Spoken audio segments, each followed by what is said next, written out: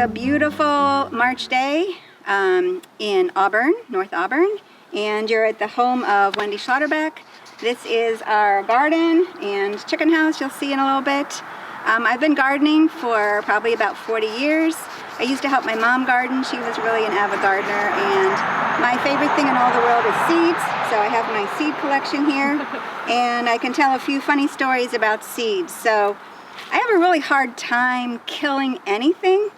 So I have a tendency to like overplant and have lots and lots of little seedlings, and then I have a hard time knowing where to put them. So last year I'd been saving corn seeds for a number of years, maybe 5 or 6 years. So I had 5 different varieties of corn. So I decided that I was going to have a corn year. Since it was a pandemic, I was going to plant them all. So I planted the different varieties, and I planted them pretty close together because I wasn't sure that they would come up. So I had one patch that not a single seed came up. I had another patch that 5 seeds came up. Another one about 8 seeds came up.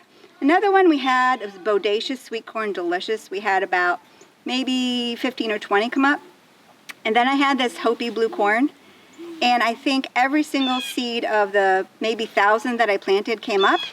So I had this incredible bed of corn here, and of course I can't kill them. So I ended up going very carefully and transplanting first a few of them and then another one. So virtually half of the garden last year was this blue corn that I had. And then I had stalks everywhere. So it's a corn that you can't eat. It's not a sweet corn, so it's a flint corn.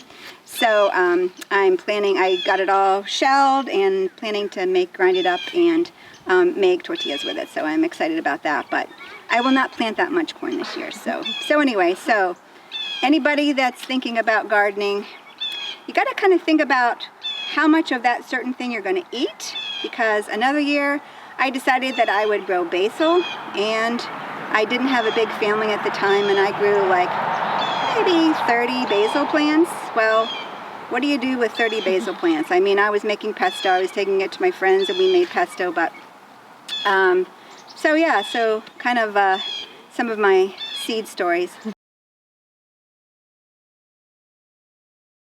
I learned this new technique this year of planting, which is called winter sowing.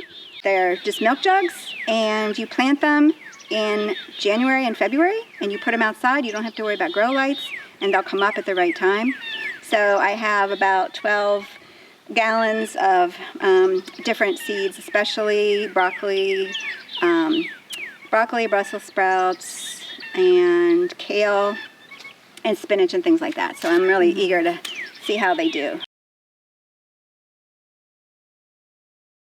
I have a lot of onions, so I like to start onions from seed, because if you put them out from sets, they don't keep very well, and they tend to do well. So I was just looking today. I was hoping I could put them in the garden today, but I have to wait another few weeks. So I keep clipping them down so that they keep getting healthy. So we'll put them in a few weeks.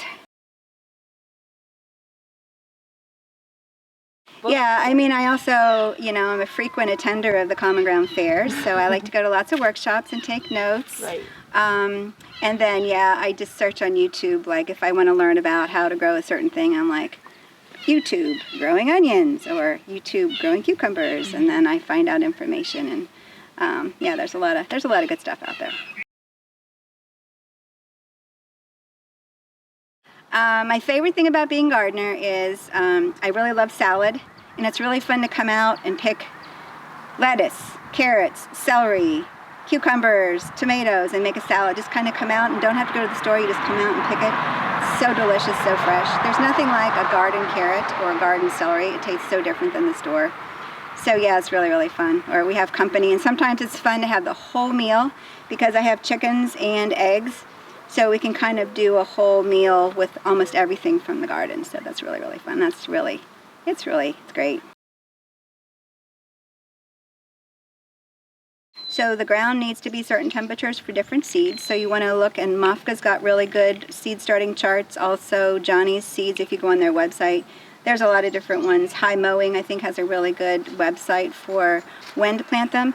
And also, don't do what I do, is to not thin. It's really hard to thin, but really they need space. And so just pay attention to the space, because like my Brussels sprouts did not do well last year, and then I learned you have to have like a 3-foot radius around Brussels sprouts, and just need to pay attention to that and thin them. You know, like if you plant 300 seeds and they all come up, you need to just bite the bullet and pick out the ones that, even though they're healthy, it's really hard to do because I don't like to kill anything. So yeah.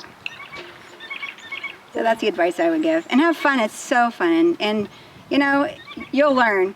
It takes a while to build up the soil and to kind of figure out, you know, what you like to grow and what grows well where you are.